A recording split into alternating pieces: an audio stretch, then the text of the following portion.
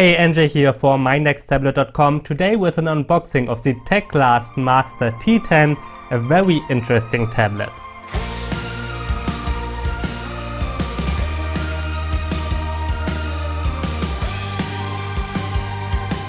Alright, let's start the unboxing of the Teclast Master T10. And as I said, I think it's a very interesting tablet, and the reason is that it is relatively cheap, around $200 and it has very similar hardware to the ASUS ZenPad 3S10 and also very similar hardware to the Xiaomi Mi Pad 3. So it's not a super cheap tablet, but an upper middle class tablet, and that makes it very interesting. It's a tablet out of China from Teclast. They make quite a lot of tablets. And yeah, let's start the unboxing. It's mostly not sold directly in electronic stores. You can get it online out of China generally, and the guys from Gearbest sent it to me, and there you can usually get it for just over $200, and right now there's a coupon so that you can get it for $199.99 I believe, so it's quite inexpensive. And yeah, let's unbox it. This is the tablet. I will put it to the side first so that we can take a look inside the box. And then, as you can see, the packaging looks actually quite nice for Chinese tablets. Sometimes the packaging is very cheap, and this is not too bad. Here we've got a warranty card, a user manual, it's in English as well. And then we've got a card eject tool here, and that's it. Let's put it to the side. And then here is probably very likely the charger, and there's indeed a standard micro USB to USB cable. And on this side is actually nothing, so it seems like usually there's a charger inside, but my version doesn't seem to have one. I hope there's a power plug in the retail version. This is a review unit. Yeah, I really hope so, because it's on here, but there's no power plug with my version here. That's alright, I can live with that. I have tons of them lying around. So this is the Teclast Master T10. A couple of interesting highlights. First of all, we've got a very high resolution display here. I turned it on already to install benchmarks and so on. So the display's one highlight. Inside is a relatively fast processor, and we've got a metal body and a fingerprint reader. So there's certainly some nice features. This is a higher end version of the Teclast T10 that I'm testing right now as well. That's around $100. As I said, this is around $200. And yeah, let's just start the unboxing, or let's say hands-on. I unboxed it already, and let's go around the device a bit. We've got an 8 megapixel front-facing camera. Next to it is a light sensor. Then we've got the 10.1 inch screen here. Let me quickly unlock it. 10.1 inch screen, and it has a very high resolution of 2560 by 1600. So that's a really very high resolution. Let me turn down the brightness for the video a bit. And yeah, we have a very high pixel density here. It's an IPS panel with pretty good viewing angles, and there's one highlight as well. It is fully laminated. Usually with cheap tablets, and even with not so cheap tablets like the iPad 2017 for example, those screens are not fully laminated. There's always a gap between the touchscreen and the IPS panel, but that is actually not the case here. It's fully laminated, and that certainly helps with reflections, and you have the impression of touching an icon directly and not like hovering over it a bit, what you see with cheaper devices. So that's certainly nice that we have a fully laminated screen here. By the way, there's a screen protector applied already. If you want, you can turn it off, pull it off, or just leave it. And yeah, otherwise, certainly a nice display. So let's get around the device a bit. We've got a microphone on the bottom, and on this side we've got a speaker. There are two speakers, and the speakers are actually not too bad. I already played some games, and the quality was pretty decent. Then we've got a 13 megapixel camera on the back there, and let me get rid of some plastic here. So 8 megapixel camera on the front, 13 megapixel camera on the back, and that's yeah, fairly high resolution. Then we've got a fingerprint reader here. I already connected it to my fingerprint, I already set it up, and yeah, we can have a look at it in a bit.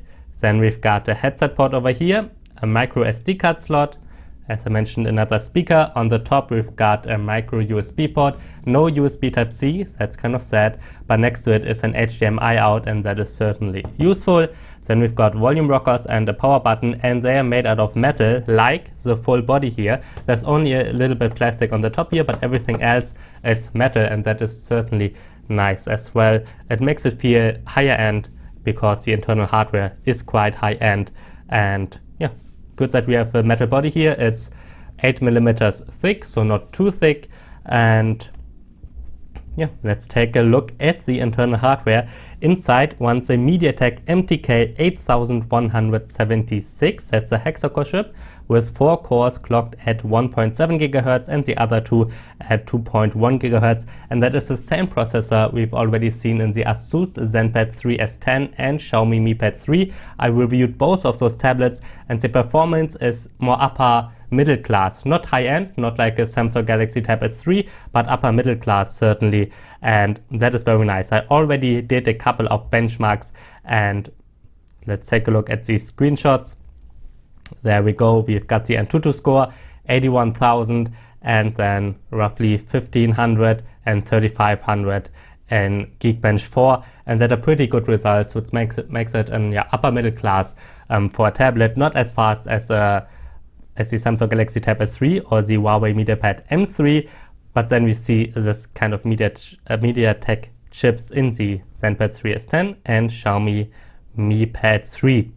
So as I said, pretty nice hardware. The chip is supported by 4 GB of RAM and a 64 GB internal storage, and out of those, I did another screenshot, only 576 megabytes are used by the system.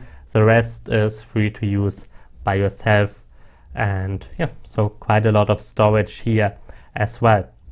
Alright, let's take a look at the software, and as you can see, it is running Android, but it is customized. It's not the standard vanilla Android interface. The customizations are not too heavy, but you can see some now and then. Let's quickly confirm the version. It's Android 7.0. So yeah, Android 7.0 Nougat, no 7.1, no Oreo yet, but right now there actually are no Oreo tablets, which is kind of sad. And as you can see here, the interface is customized quite heavily. We don't have this app drawer here. Instead, there are some minor apps from Teclast pre-installed. There's an update app, OTA app. Let's hope they release updates in the future. Then we've got an kind of Teclast apps manager here. Then some Chinese security app. I don't know what it is. The Documents app. Obviously, the Google Apps, Play Store, Gmail, Chrome. And I installed the benchmarks and the 2 games myself, so that is not pre-installed. I also checked out some features of the software already. First of all, on the bottom here are the 3 typical Android buttons. Then we've got louder and silent buttons. Then we've got a screenshot button here. So that's certainly nice, but you can also use the combo of the volume rocker and the power button to take a screenshot. And what's also interesting is that we've got a reading mode here.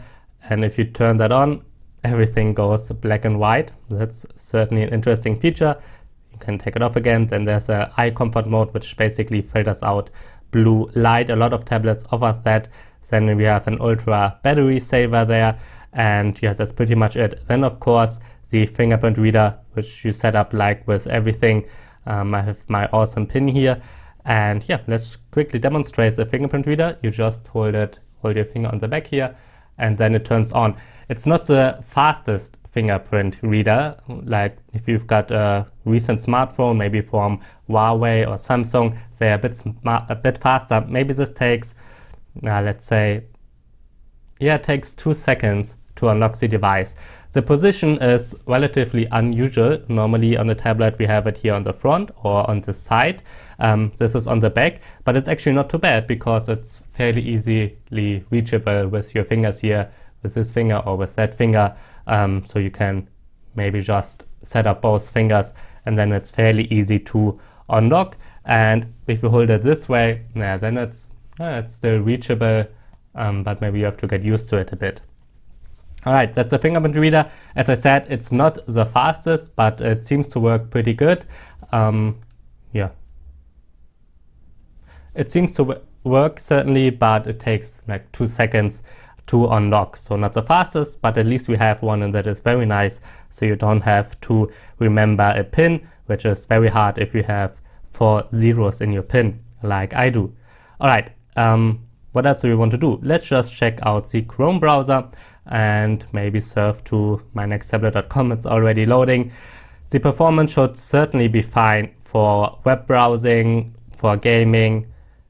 It's a very nice chipset here, so I don't expect any problems there. Let's try out the multi-window feature, maybe with the Photos app here. And that certainly works too, so you can open 2 apps side by side. That's a standard feature of Android Nougat, but not all manufacturers included. Most do, but not all. And yeah, that's a multi-window feature, the split screen view. Let's start some gaming. I already played Mortal Kombat 5 and Asphalt Extreme just because I wanted to try it. Mortal Kombat 5 runs very nicely, and that is to be expected with the chip, but Mortal Kombat 5 has problems with some tablets, so that's why I wanted to try it. Now we're trying Asphalt 8 Airborne, and at the same time you can listen to some music here through the speakers.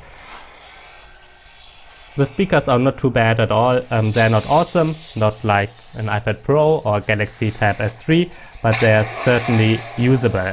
And I will turn it down just a bit now. Alright, let's start this race. This is the second track in Asphalt 8. I just played Asphalt 8 on the Teclast P10, and the graphics look kind of crappy on the P10. But this looks much nicer. We see all the effects, including the water on the street.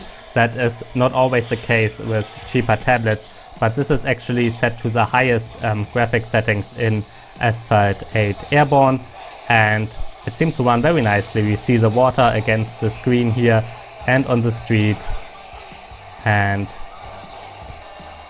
yeah, it's very nicely playable. So that's really what I expected from this chipset. That's not the highest end chipset, but as I said, upper middle class for a tablet, and that is certainly nice. And the screen looks really nice, fully laminated, very high resolution, nice viewing angles, and the brightness is pretty good too. I have it turned down quite a bit now for the video, but yeah, the brightness is not bad at all. Let me turn it back down. Alright, that's what I have to say about the Teclast Master T10 so far. As I said, pretty nice hardware, 4 GB of RAM, 64 GB of storage. We've got a micro SD card slot, 8 megapixel camera, 13 megapixel camera on the back, a fingerprint reader, which is not the fastest, but at least we have one. That is very nice. No USB Type-C, that's kind of sad, but at least we've got an HDMI out. And yeah, I really like the screen. At this price, for around $200, we usually get a full HD screen and not higher resolution, and this is much higher, as I said, 2560 by 1600, which is very nice, especially for reading text. You probably, hopefully, cannot see many pixels here when I go very close to the camera and it focuses. Let me turn down the screen brightness just a bit more. And yeah, it's very high resolution, and that's very nice. As I said, it costs $199.99 US right now with a coupon. Usually it's a bit more, maybe around $230. And yeah, competitors are the Xiaomi Mi Pad 3, which is not really sold anymore, and the ASUS ZenPad 3S10. I reviewed both of those. You can check my full reviews on this channel. The Teclast Master T10 here is noticeably cheaper. Yeah, and offers nice screen, nice build quality so far. I'm really excited to review it, do a battery test. I really hope that it does not disappoint in the battery test, because a lot of cheaper tablets are kind of suffering when it comes to battery life. I really hope that's not the case here. Alright, if you've got any questions, just write them down below. I'm NJ for mynexttablet.com. This is the Teclast Master T10. Thanks for watching.